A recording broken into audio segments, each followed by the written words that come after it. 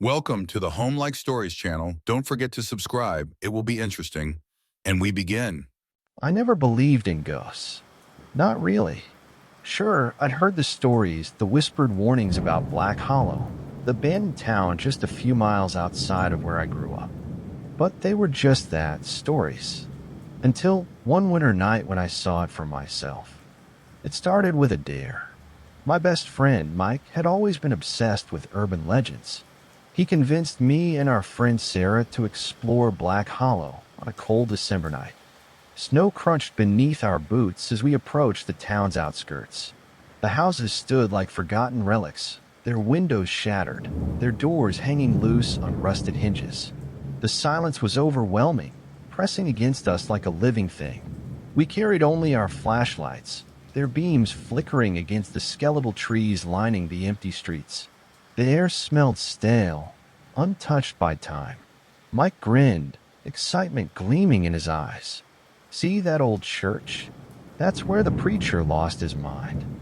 They say he locked the congregation inside and burned it down, but no one ever found his body. Cut it out, Mike, Sarah whispered.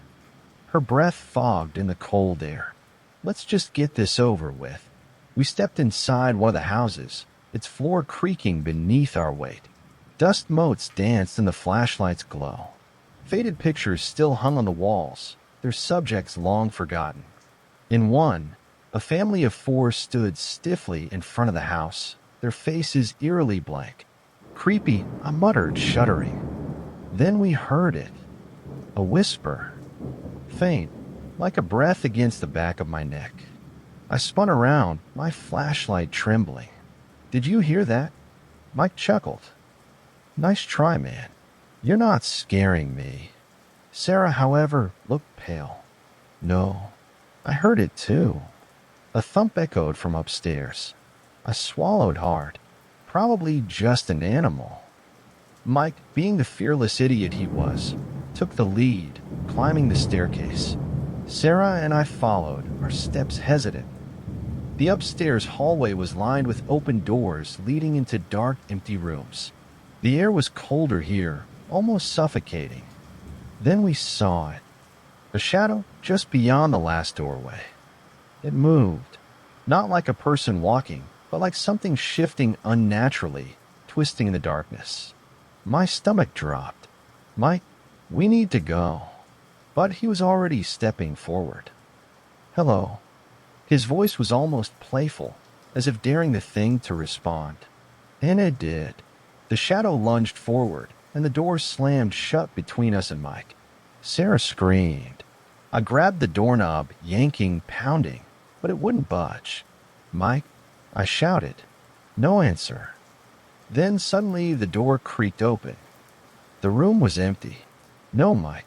Nothing but an old, rotting bed frame and a shattered mirror reflecting our terrified faces. Sarah grabbed my arm. We have to leave. No. I didn't argue. We ran. Through the house, down the street, past the silent, watching windows. We didn't stop until we reached my car. I fumbled with the keys, hands shaking, and peeled out of there, the town vanishing in the rearview mirror. We called the cops. They searched. They found no sign of Mike. His parents put up missing posters. Weeks passed, then months. But deep down, I knew the truth. Black Hollow had taken him, and sometimes late at night, I still hear the whisper. Thanks for watching and listening. Don't forget to subscribe.